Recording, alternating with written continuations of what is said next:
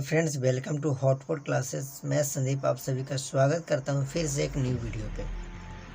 दोस्तों, हम आप लोग को क्लास 10th के लिए ट्रिगोनोमेट्री पढ़ा रहे हैं और के सी सिन्हा के बुक से आपको हम पढ़ा रहे हैं। इसमें आज हमारा 7th लेक्चर होने वाला है। 7th लेक्चर में 4 लेक्चर आपका तो होगा, वो के सी सिन्हा के जो बुक है उसका 16 प्रश्न होगा और 3 वीडियो होगा। वीडियो है वो हमारा है जो हम आपको कॉन्सेप्ट बताए हैं उसका वीडियो है 3। तो टोटल 7th लेक्चर होने वाला है। तो चलिए, हम आपको 6ठे लेक्चर में हम आपको 15 तक प्रश्न क्लियर करा दिए थे। आज हम 16वां प्रश्न से चलते हैं। आप थोड़ा समझने की कोशिश कीजिएगा। प्रश्न हम अच्छे तरीके से समझाएंगे आपको धीरे धीरे, कि आपको कोई दिक्कत नहीं होगा। तो देखिए, 16 नंबर प्रश्न क्या बोल रहे हैं, आप इसको बस ध्यान से देखिएगा। अगर आपसे लगता है कि हम बना लेंगे तो आप वीडियो पॉज करके आप खुद भी ट्राई कर सकते हैं। ठीक है, खुद भी ट्राई कर सकते हैं, इसमें कोई दिक्कत वाली बात नहीं है। अगर आपसे बन जाता है तो अच्छी बात है, नहीं बनता है तो आप सोल्यूशन देख सकते हैं। तो इसमें बोल रहा है कि tan थीटा बराबर m/n दिया हुआ है। तब आपसे cos थीटा बराबर क्या होगा जो पूछ रहा है, और sin थीटा बराबर क्या होगा वो आपसे पूछ रहा है। आपको इसमें tan थीटा बराबर m/n दे दिया है, तो आपसे cos थीटा और sin थीटा का मान पूछ रहा है। तो देखिए, हम आपको ऐसे प्रश्न हम कितना 15 तक प्रश्न बता रहे हैं, इसमें तो 10 प्रश्न लगभग इसी टाइप के हैं। सिर्फ m/n के जगह उस सारे प्रश्न में अंक दिया रहता था, तो उसमें तो कोई दिक्कत नहीं हो रहा था। इसमें अंक नहीं, इसमें कोई ABCD के अक्षर दे दिया है, m और n। tan थीटा बराबर m/n दे दिया है, तो आपसे cos थीटा और sin थीटा का मान पूछ रहा है। तो आपको पता है कि cos थीटा या sin थीटा निकालने के लिए हमें कर्ण की आवश्यकता होगी, लेकिन tan थीटा बराबर आपको पता है कि होता है लंब बटा आधार होता है। tan थीटा बराबर लंब बटा आधार होता है, और आपको पता है कि cos थीटा निकालने के लिए हमें कर्ण की आवश्यकता होगी। क्या आप यहाँ से कर्ण नहीं निकाल सकते हैं? हम आपको फर्स्ट क्लास में ही बता दिए हैं कर्ण बराबर फार्मूला क्या होता है। तो लंब का स्क्वायर, चाहे पहले आप आधार का भी स्क्वायर कर सकते हैं, प्लस आधार का स्क्वायर। तो आप यहाँ से लंब आपका है वो m का स्क्वायर हो गया, प्लस आधार आपका n है तो इसका n का स्क्वायर हो गया। तो कर्ण आ गया आपका √m का स्क्वायर प्लस n का स्क्वायर। अब यहाँ से cos थीटा बराबर आप नहीं निकाल सकते। cos थीटा बराबर होता है आधार बटा कर्ण होता है ना फार्मूला। cos थीटा बराबर आधार बटा कर्ण, तो आधार आपका है n, कर्ण आपका है √m का स्क्वायर प्लस n का स्क्वायर, ये भी दोनों में। sin थीटा बराबर तो ये भी आपको पता है कि लंब बटा कर्ण होता है, जहाँ की लंब आपका दिया हुआ है m और कर्ण अभी निकाल कर हम आपका लाए √m का स्क्वायर प्लस n का स्क्वायर। तो हम प्रश्न तो समझा दिए, काफ़ी अच्छे तरीके से आपको समझा दिया, आपको समझ में आ गया ना। देखिए क्या कि इसको फिर एक बार रिवीजन करके आपको बता देते हैं। देखिए क्वेश्चन है 16 नंबर, इसमें आपसे पूछ रहा है ना कि अगर tan थीटा बराबर m/n दिया हुआ है, इसमें समझिएगा tan थीटा बराबर m/n दिया हुआ है, और आपसे cos थीटा और sin थीटा का मान पूछ रहा है। कब? जब आपको इसमें tan थीटा बराबर m/n दे दिया है, तो cos थीटा और sin थीटा का मान पूछ रहा है। तो आप चाहे तो tan थीटा आप इससे एक समकोण त्रिभुज ड्रॉ करके भी बना सकते हैं। हम वो मेथड भी बता दिए। ये मेथड काफ़ी आसान है, अच्छे तरीक़ा से इसमें आपको क्लियर हो जाएगा कि tan थीटा बराबर लंब बटा आधार है, तो कर्ण यहाँ से निकालना होगा। तो tan थीटा बराबर दिया हुआ m/n, आपको पता है कि tan थीटा बराबर होता है लंब बटा आधार। ये आपका क्या होता है फार्मूला। तो लंब और आधार, अब आपको पता है कि cos थीटा या sin थीटा निकालने के लिए हमें कर्ण की आवश्यकता होगी। किस चीज़ की आवश्यकता होगी? कर्ण की। तो यहाँ से कर्ण कलेक्ट कर लिए, तो कर्ण निकाल लिए, तो cos थीटा और sin थीटा का मान भी हम निकाल दें। कर्ण कैसे निकालें? तो √ लंब का स्क्वायर प्लस आधार का स्क्वायर, पाइथागोरस प्रमेय से आपको तो हम पहले ही क्लास में बता दिए थे इसका फार्मूला। चलिए, इस पर हम एक अंडरलाइन खींचते हैं। अगला प्रश्न भी हम आपको बता देते हैं इसी पैराग्राफ में। देखिए ये प्रश्न तो काफ़ी अच्छे तरीके से समझ में गया, आप इसका स्क्रीनशॉट ले सकते हैं, नहीं तो लास्ट में आप पूरा पेज का ही स्क्रीनशॉट एक बार ले सकते हैं। अब अगला प्रश्न है 17 नंबर का प्रश्न है जो आपसे पूछ रहा है। इसमें बोल रहा है कि साइन थीटा बराबर √3 कॉस थीटा दिया हुआ। साइन थीटा बराबर √3 कॉस थीटा दिया हुआ। अब इसमें आपसे साइन थीटा, फिर इसमें आपसे साइन थीटा और कॉस थीटा का मान पूछ रहा है, ठीक है। तो देखिए आप इसको क्या कर सकते हैं कि साइन थीटा बराबर √3 बटा कॉस थीटा दिया हुआ। अब आपको पता है, देखिए साइन थीटा बराबर क्या दिया हुआ, √3 बटा कॉस थीटा। तो हम इसको साइन थीटा बटा कॉस थीटा बराबर √3 नहीं लिख सकते हैं ना। देखिए कैसे, ये √3 गुना कॉस थीटा है, यानी कि ये जो कॉस थीटा है इधर मल्टीप्लाई में है, इधर गुना में है। अगर इसको बराबर के इस साइड लाएंगे तो ये भाग में बदल जाएगा। तो कॉस इधर गुना में इधर आया तो बदल जाएगा भाग में, और √3 है तो √3 लिख दी। अब हम आपको कॉन्सेप्ट की क्लास में बता दिए हैं कि साइन थीटा बटा कॉस थीटा बराबर होता है टैन थीटा। साइन थीटा बटा कॉस थीटा बराबर क्या होता है, टैन थीटा। और टैन थीटा बराबर √3।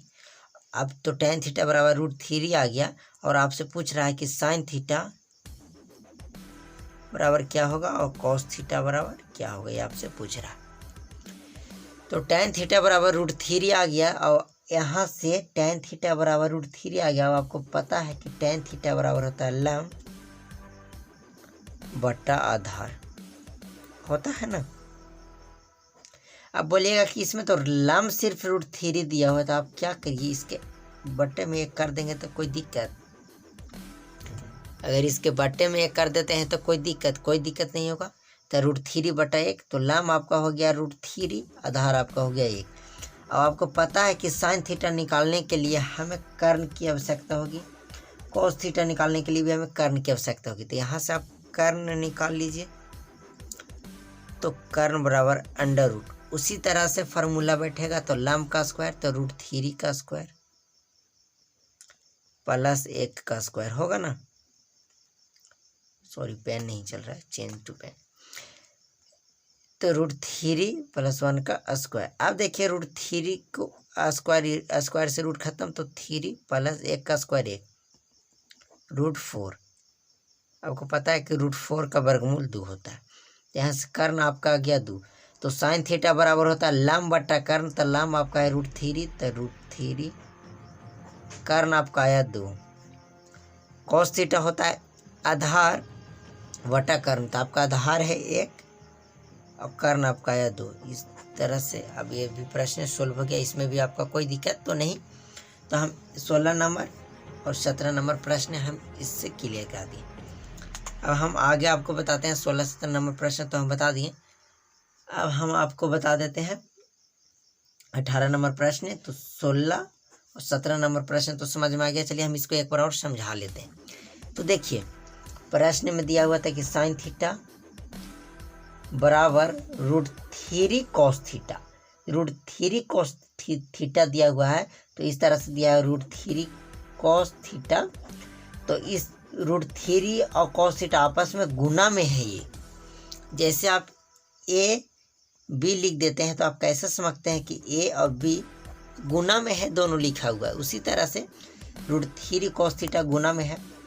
अब कॉस थीटा गुना में इधर लाएंगे तो भाग में हो जाएगा, तो यहाँ से लाएं तो भाग।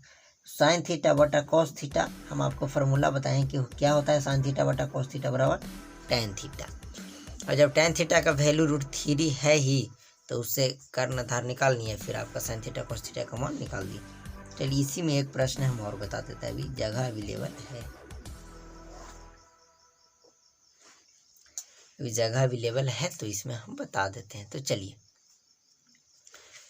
अब 18 नंबर 18 में 2 प्रश्न दिए हुए हैं, एक और भी, तो 18 का हम एक देख लेते हैं। इसमें बोल रहा है कि कॉड थीटा बराबर आपका कॉड थीटा बराबर दिया हुआ है 21/20, ठीक है। तब आपसे क्या पूछ रहा है ना कि कॉस थीटा, फिर से वही पूछ रहा है कि कॉस थीटा बराबर क्या होगा और साइन थीटा बराबर क्या होगा, बस कोड थीटा बराबर 21/20 दिया हुआ था, कोस थीटा और साइन थीटा का मान पूछ रहे हैं। तो देखिए कोड थीटा बराबर क्या होता है, तो देखिए हम बोले हैं कि tan थीटा की पत्नी कोड थीटा बोले हैं ना। तो tan थीटा बराबर लंब बटा आधार, तो कोड थीटा बराबर आधार बटा लंब, याद भी किए होंगे। तो कोड थीटा बराबर आधार बटा लंब।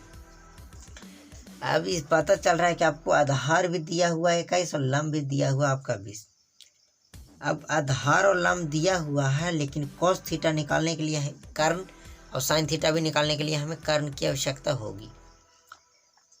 तो यहाँ से कर्ण नहीं निकाल सकते हैं, तो कर्ण निकाल लीजिए फिर से। तो अंडर रूट आधार का स्क्वायर पहले आज भी बराबर कर देते हैं, प्लस लंब का स्क्वायर, कोई दिक्कत नहीं, आप चाहे आगे लंब का स्क्वायर कीजिए चाहे आधार का स्क्वायर कीजिए। आधार आपका है कितना, तो 21 का स्क्वायर, प्लस लंब का है, लंब कितना है 20 का स्क्वायर। अब देखिए 21 का स्क्वायर 441 प्लस 20 का 400, अब 841, रूट कितना आ गया 841। अब आपको पता होगा कि 841 का वर्गमूल होता है 29। 29 को 2 बार गुना कीजिएगा तो 841 आ जाएगा। तो कर्ण आपका निकल कर आ गया 29। तो कोस थीटा बराबर होता है आधार बटा कर्ण, तो आधार आपका है 21, कर्ण आपका 29, तो ये हो गया आंसर। साइन थीटा बराबर लंब बटा कर्ण, तो लंब आपका है 20, यहाँ से 20 लिख लीजिए, और कर्ण आपका है 29, तो ये हो गया आपका आंसर।